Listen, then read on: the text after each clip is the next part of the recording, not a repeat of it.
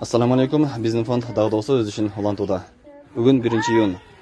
Эл аралык балдар күнүнө карата биз Нарын областындагы Үсен Асанов атындагы балдар чатак мектебине келип, ошол жердеги муктаж болгон балдарга кийим-кече жана таттуу белектерди алып келип берип жатабыз. Берген садакаңыздарды, нафакаңыздарды Алла Таала кабыл кылып, акыретте толой сооптор менен берген болсун.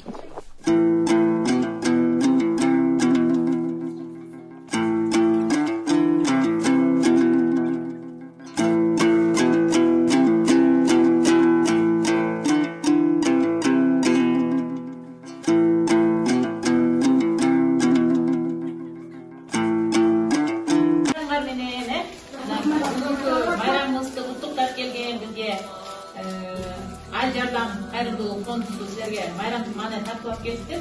Sizlerin de işinizlerge ilgilik almanayım. Денсаулыктарыңыздар ардайым балдарыңыздын жүзүнөн күлкү кетпей, сиздер болсо балдарыңызга күлкү тартып жүрөңүздөр.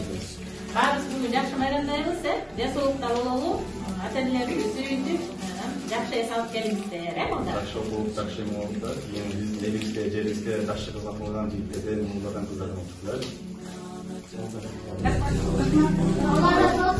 شريك لك لبيك